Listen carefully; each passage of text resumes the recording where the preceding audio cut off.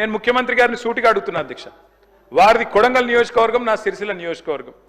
అధ్యక్ష మీరు కావాలంటే ఈరోజు సభ అయిపోయింది కదా అధ్యక్ష, ఈరోజుతోని రేపు మీరు ఏ టైంలో అంటే ఆ టైంలో ముఖ్యమంత్రి గారు పోదాం, కొడంగల్ పోదామా, సిరిసిల్ల పోదామా, ఈ ఊరు కూడా మీ ఇష్టం.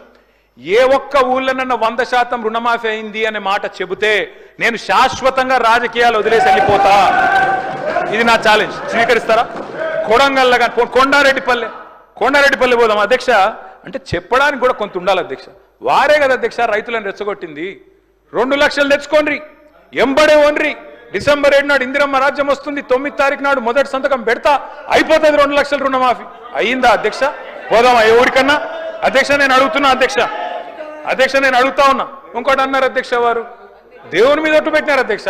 ఇప్పుడు దేవుని బాధపడే పరిస్థితి వచ్చింది నిదకళ్ళు అని చెప్పి. అధ్యక్ష నేను అడుగుతున్నా, వారు అంటారు అధ్యక్ష రైతు బంధు, రైతు భరోసా. నేను అడుగుతున్నా అధ్యక్ష, రైతు భరోసా ఏంది అధ్యక్ష మీరు చెప్పింది? 15,000 ఇదే ముఖ్యమంత్రి గారు ఆనాడు పిసిసి ప్రెసిడెంట్గా రైతు బంధుని ఆపిందే ఈయన. పోయి ఎలక్షన్ కమిషన్కి లెటర్ ఇచ్చిందే ఈయన. ఆ లెటర్ కాపీ ఇక్కడ ఉంది నా దగ్గర. ఇది లెటర్ కాపీ, రేవంత్ రెడ్డి గారు స్వయంగా ఇచ్చిన ఉత్తరం కాపీ ఎలక్షన్ కమిషన్ కు. ఆపిందే మీరు. మళ్ళీ మీదికెళ్ళి మేము దాచుకున్నాం, మేము ఆపినామని చెప్తారు. నేను పంపుతా అధ్యక్ష ఇది మీకు. అధ్యక్ష రైతు బంధు ఆపుతారు, 7,600 కోట్లు ఆపిందే వాళ్ళు. ఆపి ఏం డైలాగ్ కొట్టిన అధ్యక్ష వీరు? హరీష్ రావు ఆపుతుండు, కేసీఆర్ ఆపుతుండని చెప్పి ఆ రోజు అన్నారు అధ్యక్ష. డిసెంబర్ 3 నాడు, డిసెంబర్ 3 ముందు అయితే 5,000, డిసెంబర్ 3 తర్వాత అయితే 7,500 అని చెప్పింది ఎవరు అధ్యక్ష?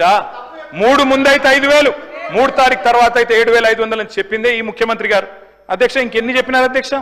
ఉచిత కరెంటు కాంగ్రెస్ అట, కరెంట్ అంటేనే కాంగ్రెస్ అట, కాంగ్రెస్ అంటేనే కరెంట్ అట. నేనేమంటున్నా అధ్యక్ష, ఇక్కడనే నిల్చొని ముఖ్యమంత్రి గారే చెప్పినారు అధ్యక్ష. ఆనాడు తెలుగుదేశం పార్టీలో ఇక్కడ నిల్చొని ఇదే ముఖ్యమంత్రి గారు చెప్పిన మాట, మా నాయన గారు చచ్చిపోతే నెత్తి మీద నీళ్లు తలుపుతున్నంత కరెంట్ లేదు, ఇదేం దౌర్భాగ్యపు ప్రభుత్వం అని చెప్పిందే ఆయన. ఇవాళ కరెంట్ అంటే కాంగ్రెస్, కాంగ్రెస్ అంటే కరెంట్ అంటే బయట చూస్తలేరా అధ్యక్ష? అధ్యక్ష నేను ఇంకోటి అంటున్నా, వారు అంటున్నారు 10 నెలలనే ఇంతెందుకు అంతెందుకు అని నేను అంటున్నా అధ్యక్ష. మేం చెప్పమన్నామా? 100 రోజులు, 6 గ్యారంటీలు, తొడలు కొట్టుడు, మెడలు కోసుకుంటానుడు, బాండ్ పేపర్లు, అఫిడవిట్లు, దేవుళ్ళ ముంగడ పెట్టుడు ఎవరు పెట్టిన అధ్యక్ష? 100 రోజుల్లో ఇస్తామని తులం బంగారం ఎవరు చెప్పిండ్రు అధ్యక్ష? ఎందుకు ఇస్తలేరు తులం బంగారం? ప్రజలు గోల్డ్ అనుకొని ఓటేసారు, కానీ వీళ్ళు రోల్డ్ గోల్డ్ వెళ్ళిండ్రు అధ్యక్ష. గోల్డ్ అనుకున్నారు, రోల్డ్ గోల్డ్ వెళ్ళింది. లంకె బిందెలు దొరికేదాకా అవ్వాలన్నా అధ్యక్ష మేము? ప్రజలు ఎప్పటిదాకా ఎదురు చూడాలి? లంకె బిందెల కోసం ఆగన్నా?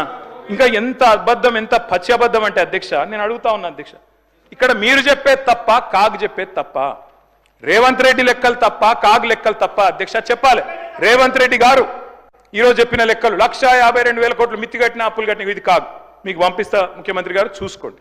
కాగ్ చెప్తున్న ప్రకారం నెలకు 2,750 అసలు మిత్తి కలిపి. మరి మీరు అక్కడ జూట్ చెప్పాలని చెప్తుండాలి, ఇక్కడ నవ్వద్దని చెప్తుండాలి. రెండిట్లో ఏది కరెక్టో చెప్పాలి. ఆర్థిక అరాచకత్వం అన్నారు అధ్యక్ష.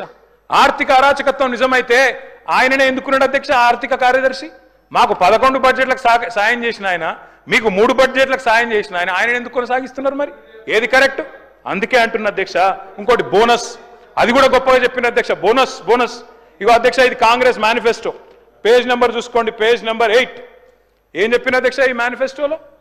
వరి ధాన్యం మద్దతు ధర 2183. దేనిది మద్దతు ధర? ఇది దొడ్డు వడ్లది. 2183 అంటే దొడ్డు వడ్లు. దొడ్డు వడ్లకు మీరేం చెప్పినారు? 500 కలిపి 2,683 ఇస్తామని చెప్పిండ్రు. ఇచ్చిండ్రా?